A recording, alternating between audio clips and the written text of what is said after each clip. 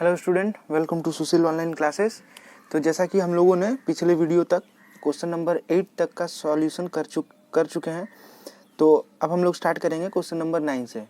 तो video start करने के पहले पेन पेपर लेके तुम लोग रेडी हो जाओ, क्योंकि हम लोग जिस तरह से अभी तक करते आए हैं बिल्कुल एक एक स्टेप और फिगर कैसे बनाएंगे क्वेश्चन पढ़ के वो हम लोग करेंगे। तो तुम लोग मेरे साथ ही पेन पेपर के साथ तुम लोग करोगे तो तुम लोग का डाउट जो है क्लियर हो जाएगा। आशा करते हैं कि अभी तक तुम लोग जो कर रहे हो तो उसका लाभ तुम लोग को मिल रहा होगा। ठीक है, तो चलो स्टार्ट करते हैं वीडियो।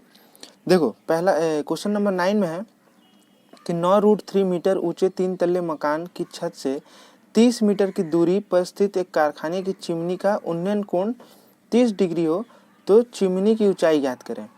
ठीक है, तो हम लोग बुक को साइड में रखते हैं, फिगर ड्रॉ करते हैं। और कैसे ड्रॉ करेंगे तुम लोग अपने बुक से जरूर मिलाना। ठीक है, तो देखो हम लोग पहले क्या करेंगे, सबसे पहले बोला हुआ कि 9√3 मीटर ऊंचे 3 तल्ला मकान। तुम लोग यहाँ पे लिख लेते हैं क्वेश्चन नंबर 9। तो हम लोग पहले यहाँ पे ए बी, ये क्या है, ये मकान है 3 तल्ला, और ये क्या है, ये चिमनी है। ठीक है, इसको हम सी डी पकड़ लेते हैं। ठीक है, सी डी जो है तुम लोग लिखोगे यहाँ पे, सी डी जो है चिमनी की ऊंचाई है और ए बी जो है 3 तल्ले मकान की ऊंचाई है। मकान की ऊंचाई यहाँ पे दे दिया है 9√3। एक एक स्टेप हम लोग फॉलो करेंगे। ठीक है, हम लोग जो समतल जमीन आधार जो है उसको मिला लेंगे, क्योंकि एक ही बेस पे है ना। ठीक है, जमीन पे है। तो अब यहाँ से बोला हुआ है कि 3 तल्ले मकान के छत से 30 मीटर की दूरी, ठीक है, कितना, 30 मीटर की दूरी पर चिमनी स्थित है।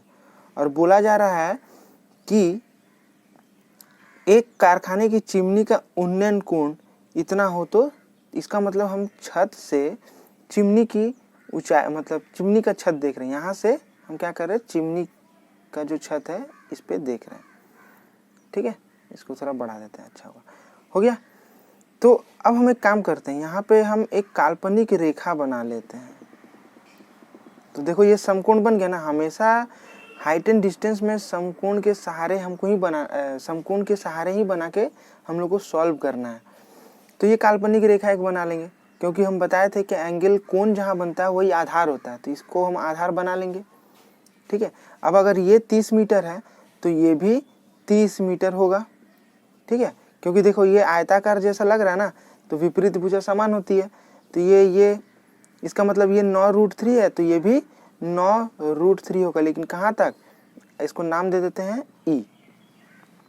ठीक है, इसका मतलब ईसी का लंबाई कितना है, 9√3 है।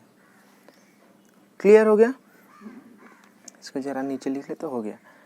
ठीक है, तो अब देखो क्या बोला है, उन्नयन कोण कितना है, 30 डिग्री का उन्नयन कोण है। ठीक है, तो हम लोग अगर इतना सा पहले ने इतना सा का जो है डी का अगर वैल्यू निकाल लेते हैं, और डी सी डी क्या है, चिमनी की ऊंचाई है, तो हम इसके साथ इसको जोड़ देंगे तो चिमनी की ऊंचाई निकल जाएगा। तो हम सबसे पहले कौन सा त्रिभुज लेंगे, हम लोग लेंगे ए ई डी। ठीक है, हम लिखते हैं यहाँ पे त्रिभुज ए ई डी लिखते हैं, त्रिभुज ए ई डी। तुम लोग लिख लिए होगे कि ए बी जो है ऊंचाई है 3 तल्ले मकान की, और सी डी जो है ऊंचाई है मीनार की। तो ए ई डी में, अच्छा अब देखो हमको निकालना क्या है, लंब निकालना है। क्या दिया हुआ है, आधार दिया हुआ है। तो लंब और आधार मतलब हम लोग यहाँ पे tan थीटा यूज करेंगे। tan थीटा बराबर हम लोग लिख सकते हैं डी ई। ठीक है, लंब बाई आधार, तो हम लोग डी ई बाई, मतलब डी ई बाई ए ई लिखेंगे। थीटा का मान कितना दिया हुआ है, थीटा का मान 30 डिग्री दिया हुआ है। ठीक है, अच्छा डी तो हम लोग को निकालना है, तो हम इसी तरह लिखते हैं, और यहाँ पे 30। tan 30 का जो मान है वो होता है 1/√3। ठीक है, और बराबर डी ई, और यहाँ 30 हो रहा है। उसके बाद देखो डी निकालना, डी को इधर ही रखते हैं, और यहाँ 30 ऊपर आ जाएगा, 30, और यहाँ पे √3 बराबर डी। अब डी को हम लोग अपना सुविधा अनुसार हम लोग यहाँ पे इस तरह से लिख सकते हैं। ठीक है, तो d बराबर, अब हम यहाँ पे क्या करेंगे, √3 से गुना कर देंगे ऊपर नीचे, तो 30 और यहाँ √3, तो √3 कितना होगा, √3 3 हो गया, और यहाँ 30 √3 काटेंगे तो हो जाएगा 10, तो 10√3। तो DE का जो लंबाई है वो कितना निकला, 10√3 मीटर निकल गया। इसको हम लोग मीटर दे देते हैं। ठीक है, तो अब हम लिखेंगे यहाँ पे, तो क्या लिखोगे, यहाँ पे लिखना है कि चिमनी की ऊंचाई। ठीक है, चिमनी की ऊंचाई,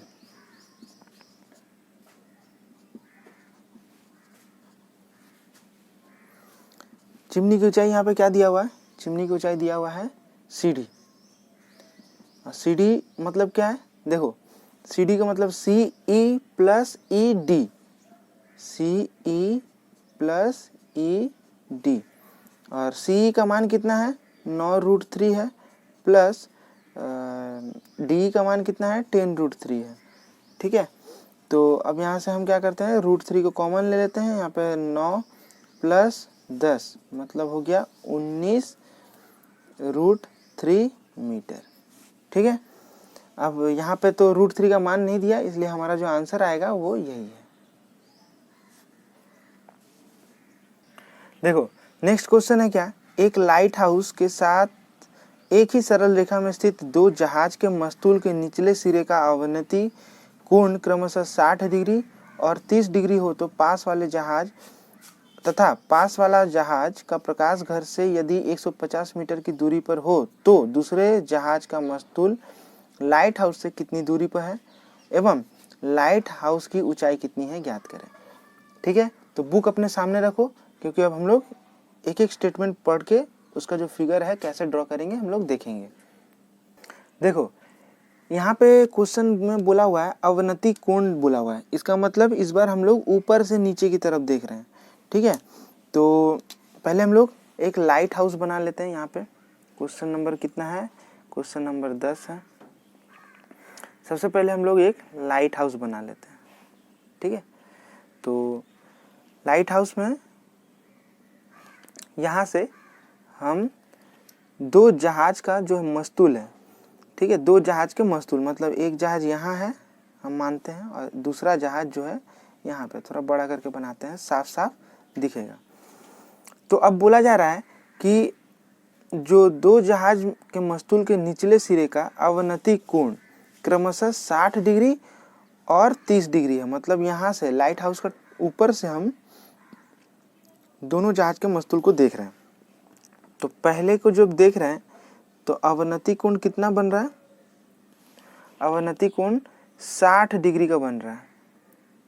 अच्छा ऐसे तो नहीं लिख सकते हैं, यहाँ पे थोड़ा देखो, तो यहाँ से देख रहे हैं ना, तो इसका मतलब हम यहाँ पे एक इमेजिनरी लाइन मतलब काल्पनिक रेखा हम बना लेते हैं ताकि आसानी हो जाए।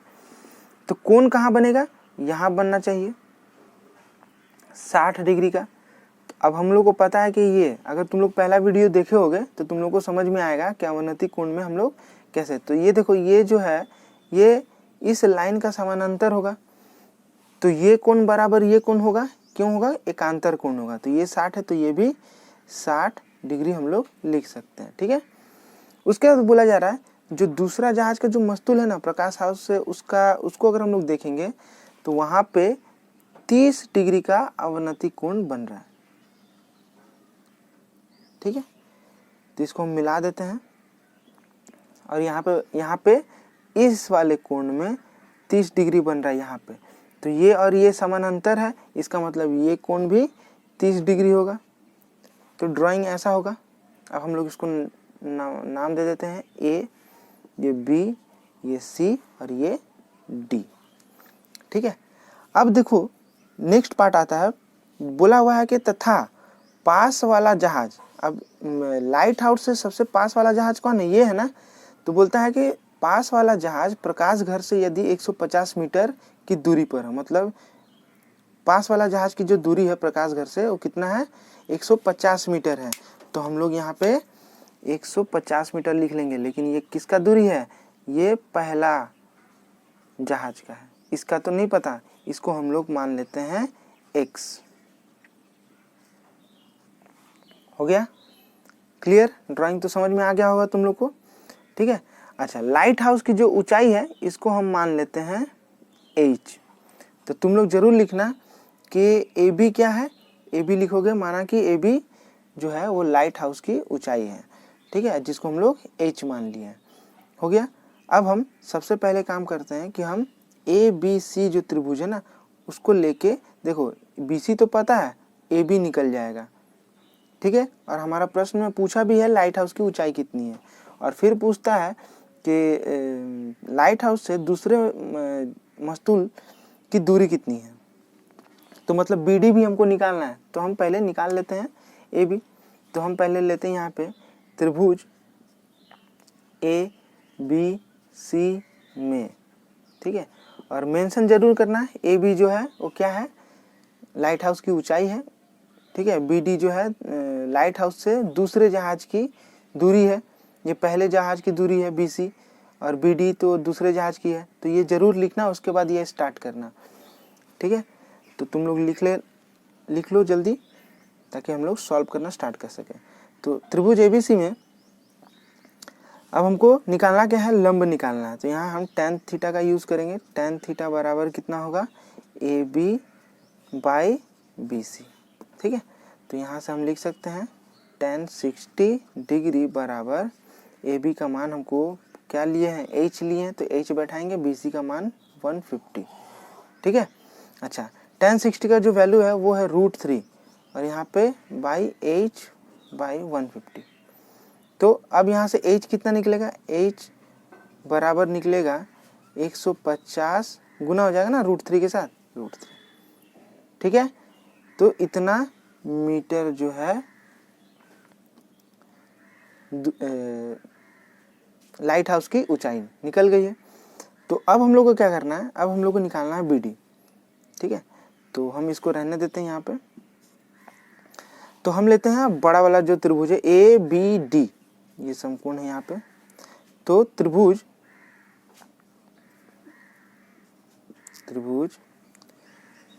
ए बी डी में, ठीक है, त्रिभुज ए बी डी में हम लोग को निकालना है आधार। तो हम यहाँ से लिखेंगे tan थीटा ही लेंगे, tan थीटा बराबर ए बी बाई बी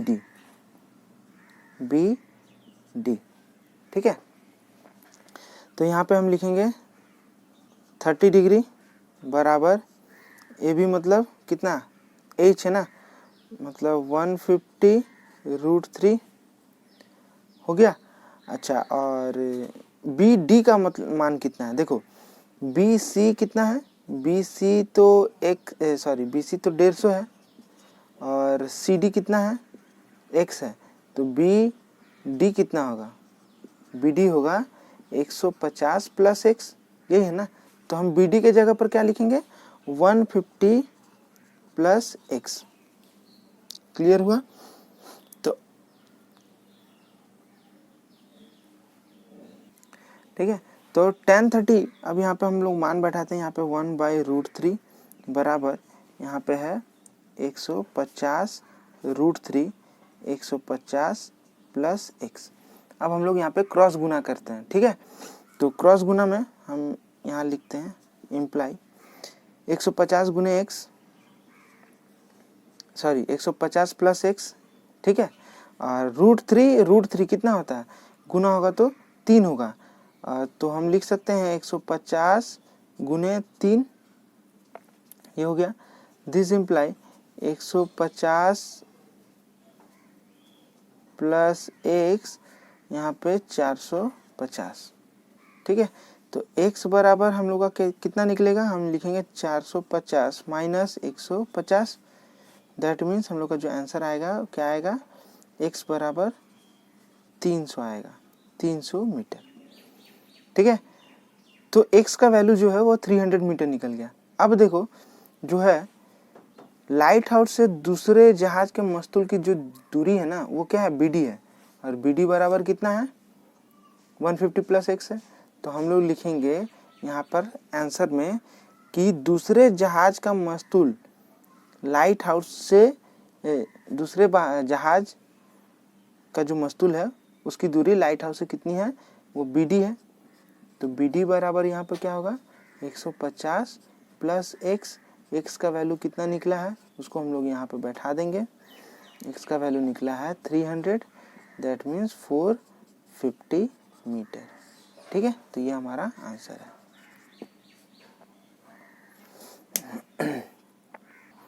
देखो नेक्स्ट क्वेश्चन है, एक 5 तल्ले मकान की छत से किसी बिंदु के मीनार के शीर्ष को देखने पर, और देखो फिर बोलता है निचले सिरे के उन्नयन और अवनति कोण क्रमशः इतना 60 डिग्री और 30 डिग्री। तो यदि मकान की ऊंचाई 16 मीटर है तो मीनार की ऊंचाई एवं मकान से मीनार के बीच की क्षैतिज दूरी कितनी है, ये हमको ज्ञात करना है।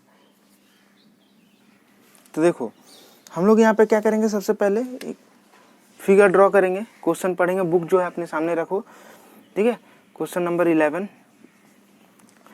तो बोला हुआ है क्या कि 5 तल्ला एक मकान है। मान लो कि AB क्या है, 5 तल्ला मकान है। ठीक है, और उसके बाद बोला गया है कि छत से किसी बिंदु के मीनार से, मतलब छत से यहाँ पे एक मीनार है। ठीक है, ये CD क्या है, मीनार की ऊंचाई। तुम लोग जरूर लिखना कि AB जो है वो जो है 5 तल्ले मकान की ऊंचाई, और CD यहाँ पे क्या बता रहा है, वो बता रहा है मीनार की ऊंचाई। अब यहाँ से बोलता है कि जो 5 तल्ला जो मकान है इसके छत से, ठीक है, मीनार के शीर्ष को जब हम देखते हैं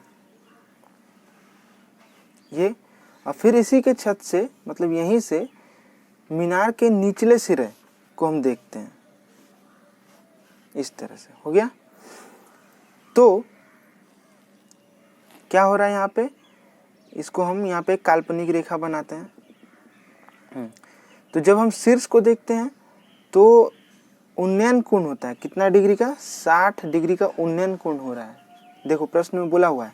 और जब हम निचले सिरे को देखते हैं तो 30 डिग्री का अवनति कोण बन रहा है। इसका मतलब 30 डिग्री यहाँ बन रहा है, तो ये और ये तो समानांतर है, तो यहाँ भी 30 डिग्री बनेगा। ठीक है, तो हमसे पूछा जा रहा है कि मीनार की लंबाई कितनी है, ये एक हुआ पहला, और दूसरा जो है मीनार से 5 तल्ले मकान से मीनार की जो क्षैतिज दूरी है वो कितनी है, मतलब BC का पूछा, BC यहाँ से हमको निकालना है। तो सबसे पहले हम लोग क्या करेंगे कि अच्छा 5 तल्ले मकान की जो है ऊंचाई दे दिया है, यहाँ पे बोला है कि ये 16 मीटर है। तो अगर ये 16 मीटर है तो EC भी तो 16 मीटर होगा। इसका मतलब हम लोग को अगर मीनार की ऊंचाई निकालनी है तो हमको DE निकालना होगा, और फिर हम प्लस कर देंगे तो हमारा आंसर आ जाएगा। तो सबसे पहले हम लोग यहाँ पे करते हैं त्रिभुज ABC लेते हैं, ताकि इन दोनों के बीच की जो क्षैतिज दूरी है वो निकल जाए। BC निकालना है, क्योंकि अगर ये निकल गया तो ये हमको मिल जाएगा, समानांतर है और ये एक आयताकार है। ठीक है, तो विपरीत भुजा समान होती है, तो इसका मतलब अगर इसका जितना वैल्यू होगा इसका भी वैल्यू उतना ही होगा। तो हम लोग सबसे पहले क्या करते हैं, लिख लेना, आप लोग लिख लिए होंगे कि AB जो है 5 तल्ले मकान की ऊंचाई, CD जो है मीनार की ऊंचाई। तो हम लिखते हैं त्रिभुज ABC में, त्रिभुज ABC में। ठीक है, तो त्रिभुज ABC में अब हम लिखेंगे यहाँ पे tan थीटा, क्योंकि देखो लंब दिया हुआ आधार निकालना है, तो tan थीटा यहाँ पे क्या होगा, लंब AB बाई BC। ठीक है, AB बाई BC। तो अब यहाँ पे थीटा कितना है, 30 डिग्री, मतलब tan 30 डिग्री बाई यहाँ पे AB का मान कितना है, 16 है, और BC हमको निकालना है। तो यहाँ पे हो गया tan 30 का मान है 1/√3, यहाँ 16, यहाँ है BC। तो BC इक्वल टू हम लोग क्या लिख सकते हैं, BC ऊपर चला गया और यहाँ पे होगा 16√3, क्रॉस करोगे गुना तो तुम लोग का आंसर आ जाएगा। तो ठीक है, तो BC इसका मतलब एक आंसर हम लोगों को मिल गया है क्या कि 5 तल्ले मकान से जो मीनार की क्षैतिज दूरी हो कितना है 16√3 है। ये हो गया। अगर ये 16√3 है तो ये भी 16√3 होगा। ठीक है, तो हम लोग लिख लेंगे। तो हम दूसरा जो त्रिभुज है उसमें हम लेते हैं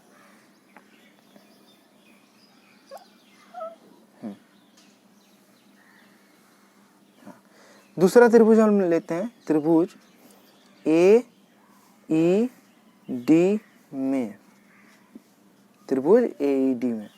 ठीक है, तो अब हमको निकालना क्या है, डी निकालना है और आधार हमको पता है, लंब निकालना है। तो हम यहाँ पे tan थीटा का यूज करेंगे। tan थीटा इक्वल टू लंब मतलब डी ई बाई लंब बाई आधार मतलब ए ई। तो tan थीटा का मान कितना है, यहाँ पे थीटा 60 डिग्री है, हो गया। डी ई हमको निकालना है और ए ई का मान है 16√3। ठीक है, अच्छा tan 60 का जो वैल्यू होता है वो √3 होता है डी ई। ठीक है, और यहाँ पे हो गया 16√3। तो हम क्या लिखेंगे, डी ई बराबर देखो 16√3 गुना तो √3, 16 गुने √3 गुने √3, तो 3 यहाँ पे 16, यहाँ पे √3 3 हो गया, तो 16 3 48 इतना मीटर। ठीक है, क्लियर हुआ। अब हमसे पूछा क्या गया कि मीनार की ये जो सीढ़ी है उसकी ऊंचाई। तो हम लिखेंगे यहाँ पे कि मीनार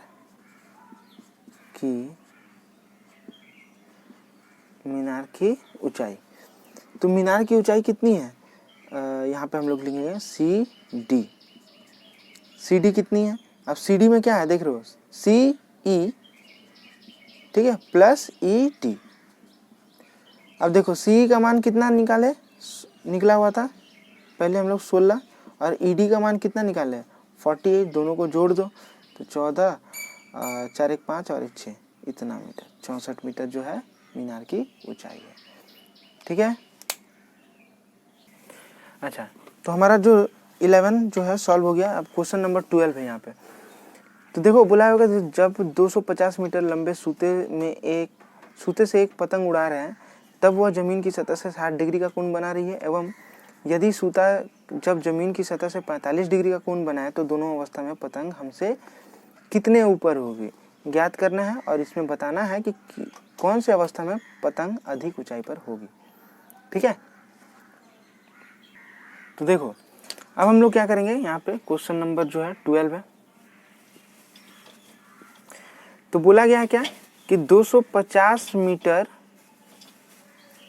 सूता है, तो पतंग तो ऐसे उड़ेगा ना। ठीक है, तो 250 मीटर सूते से एक पतंग उड़ा रहे हैं और वह जमीन की सतह से, ये जमीन है, जमीन की सतह से कितना डिग्री का कोण बना रहा है, 60 डिग्री का कोण बना रहा है। ठीक है, तो ये उसकी ऊंचाई हो गया। अब बोला जा रहा है कि अगर एवं यदि सूता जब जमीन की सतह से 45 डिग्री के कोण बनाए, ठीक है, तो हम अलग ड्राइंग बनाते हैं ताकि तुम लोगों को क्लियर हो जाए। सूता तो वही है, ये सूता है, ये भी कितना है 250 मीटर, और इस तरह से हम अलग करके बता रहे हैं। ठीक है, 45 डिग्री का कोण बना रहे हैं। तो बोला जा रहा है कि इन दोनों में पतंग हमसे कितना ऊपर होगा, मतलब ये जो पतंग की ऊंचाई है ना ये ज्ञात करना है हमको, और कंडीशन दे दिया है कि एक जो है 60 डिग्री में पतंग की ऊंचाई कितनी होगी, और एक जब 45 डिग्री का कोण बना रहा है जमीन की सतह से तब उस पतंग की जमीन से कितनी ऊंचाई होगी। ठीक है, और दोनों अवस्था में कौन सा पतंग सबसे ऊपर होगा। तो हम यहाँ पे दे देते हैं ए, ये बी और ये सी, और यहाँ पे डी, ई और एफ। ठीक है, तो दो अलग अलग दिखाए हैं तो ताकि तुम लोग को क्लियर हो जाए ड्राइंग से। तो हम यहाँ पे लेते हैं कि सबसे पहले त्रिभुज ए बी सी लेते हैं, त्रिभुज ए बी सी में। ठीक है, त्रिभुज एबीसी में अब हमको निकालना क्या है, ए बी निकालना है। और देखो कर्ण दिया है, मतलब हम डायरेक्ट यहाँ पे अब साइन थीटा यूज कर देंगे। साइन थीटा बराबर कितना होगा, लंब बाई कर्ण। तो ए बी तुम लोग लिख लेना, ए बी है जमीन से ऊंचाई पतंग की, ठीक है। कब होगा, जब वो 60 डिग्री का कोण बना रहा है जमीन की सतह से, ये जरूर मेंशन करना, ठीक है। और यहाँ पे ए सी या सी ए, चलो सी ए लिख दिया। तो साइन 30 का मान कितना दिया हुआ है, साइन 60 है। और यहाँ पे ए बी हमको निकालना है और सी ए कितना है, 250 दिया हुआ है। साइन 60 का मान कितना होता है, √3/2 होता है। ए बी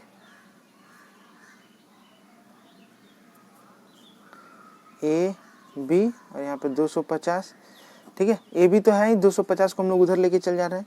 तो ए बी बराबर हम लोग क्या लिख सकते हैं, 250 √3/2, तो ये हो गया 125। तो 125 √3 जो है जमीन की ऊंचाई, पतंग की ऊंचाई होगी कब, जब वो 60 डिग्री का कोण बना रहा है जमीन की सतह से। दूसरा जो कंडीशन है उसमें हम लोग को देखना है, यहाँ पे बोला है त्रिभुज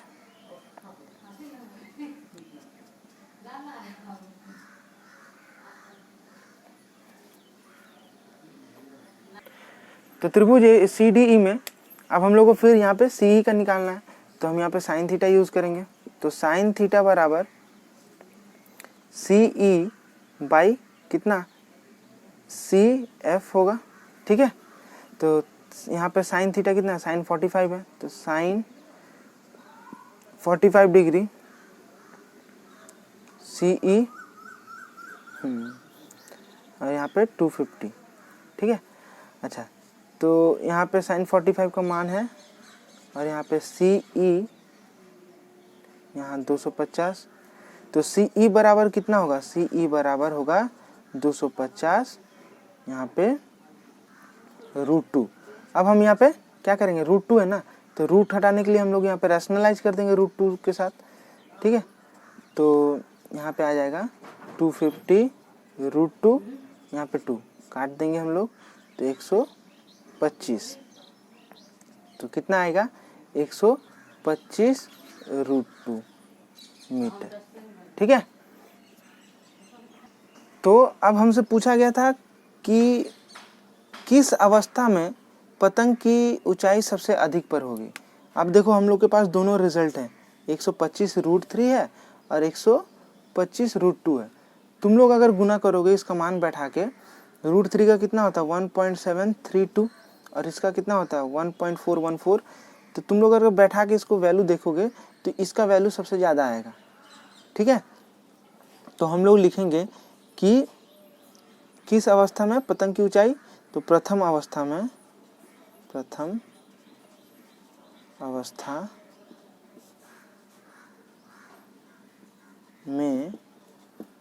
पतंग अधिक ऊंचाई पर होगा, अधिक ऊंचाई पर होगा। क्लियर हुआ, ठीक है।